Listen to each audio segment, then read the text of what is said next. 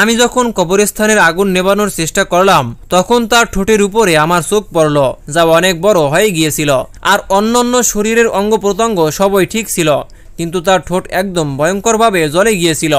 কিছুক্ষণের জন্য আগুন নেভাতে পেরেছিলাম, কিন্তু তারপর আবার দাউ দাউ করে আগুন জ্বলতে শুরু করলো। প্রথমে আমি বুঝতে পারিনি, কিন্তু তারপরে দারোয়ান বলল, এটা আল্লাহ তাআলার শাস্তি। আল্লাহ পাক রব্বুল আলামিন শুধু তার ঠোঁটকে পোড়াচ্ছেন। আম্মা, আমি বুঝতেই পারছি না তার ঠোঁটে কেন আগুন জ্বলছিল। সে তো এই ঠোঁট দিয়ে সবসময় আল্লাহ তাআলার জিকির করত। সে তো কখনো ঠোঁট দিয়ে কারো দুর্নাম করেনি। সে তো ভালো মহিলা ছিল। ফাতেমার স্বামী এবং ফাতেমার মা এইভাবে সারা রাত কান্না করল এবং আল্লাহ তাআলার কাছে ফাতেমার জন্য আত্মার মাগফিরাত কামনা করল। আর এভাবে ফজরের আজান যখন দিল তখন ফাতেমার মা আব্দুর রহমানকে বলল, তুমি মসজিদে গিয়ে ইমাম সাহেবকে কাল যা দেখছো সেই সব কিছু বলো। একমাত্র তিনিই বলতে পারবেন আসলে সমস্যা কোথায় রয়েছে। আমার মেয়ের উপর এরকম আযাব কেন হচ্ছে? ইমাম সাহেব খুব নেক এবং ইমানদার একজন ব্যক্তি। আমার বিশ্বাস তিনি আমাদেরকে সহায়তা অবশ্যই করবেন। আর তখনই আব্দুর রহমানের এই কথা সঠিক বলে মনে হলো, কারণ এই সমস্যার সমাধান যদি একমাত্র কেউ দিতে পারেন তাহলে সেটা একমাত্র ইমাম সাহেবই দিতে পারবেন। আব্দুর রহমান মসজিদে নামাজ শেষে কান্না করতে করতে গত রাতের ঘটে যাওয়া সব ঘটনা ইমাম সাহেবকে খুলে বলল। সবকিছু শুনে ইমাম সাহেব বললেন, আমি ফাতেমার মায়ের সাথে দেখা করতে চাই।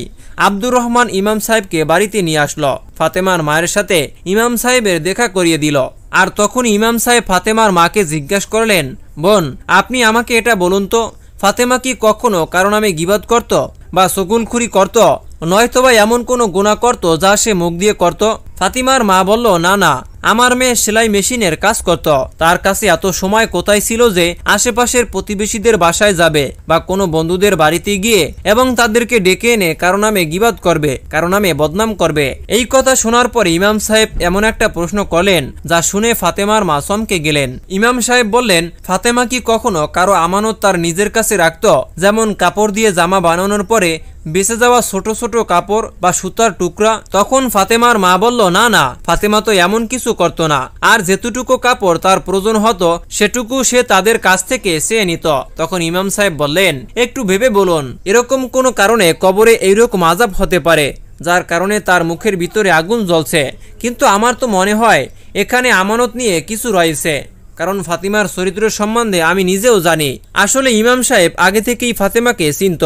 তার কাছে ফাতেমা কোরআন হিফজ করছিল। ইমাম সাহেব বললেন, আপনি তবু একটু ভেবে বলুন তো, এমন কোন অপরাধ যা সে করত আর সেই অপরাধের সম্পর্ক ফাতেমার মুখের সাথে? ফাতেমার মা তখন বলল, সে একটি মাত্র অদ্ভুত কাজ করত, আর তা হচ্ছে কেসি ব্যবহার করত না। তিনি দাঁত দিয়ে সুতা কাটত।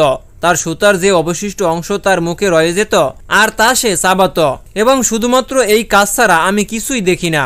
আর এই সময় আমি তার মুখে সুতা দেখতাম। এই কাজের জন্য সে কেসি ব্যবহার করত না, মুখ দিয়ে সুতা কেটে সুতা চিবিয়ে ফেলে দিত। অনেকবার আমি তাকে বুঝিয়েছি যে এভাবে সুতায় ঠোঁট কেটে যেতে পারে, কিন্তু সে তার অভ্যাসে অটল ছিল। তখন ইমাম সাহেব বললেন, হতে পারে এই শাস্তি তার ওই মুখ দিয়ে সুতা কাটার কারণেই হয়েছে, কারণ যখন তার মৃত্যু হয়েছিল তখন কাপড় সেলাই করতে করতে সিঁড়ি দিয়ে এগিয়ে গিয়েছিল।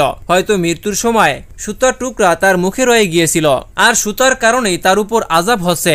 সেলাই করার পরে বেঁচে থাকা জিনিসপত্রের সাথে সুতার একটি টুকরাও ওই ব্যক্তির আমানত হিসেবে গণ্য হবে। সব বেঁচে থাকা জিনিসপত্রের মতো তার কাপড়ের সুতা ফিরিয়ে দেওয়া আবশ্যক। তার জন্য এটাই ভালো হবে যে আপনারা তার আত্মার মাগফিরাতের জন্য দোয়া করুন। প্রিয় দর্শক, ভিডিওটি অনেক লম্বা হয়ে যাওয়ায় এটিকে আমরা পর্ব করে রেখেছি। পরের পর্ব দেখতে হলে অবশ্যই আমাদের এই চ্যানেলটি সাবস্ক্রাইব করে পাশেই থাকবেন। দেখা হচ্ছে পরবর্তী পর্বে।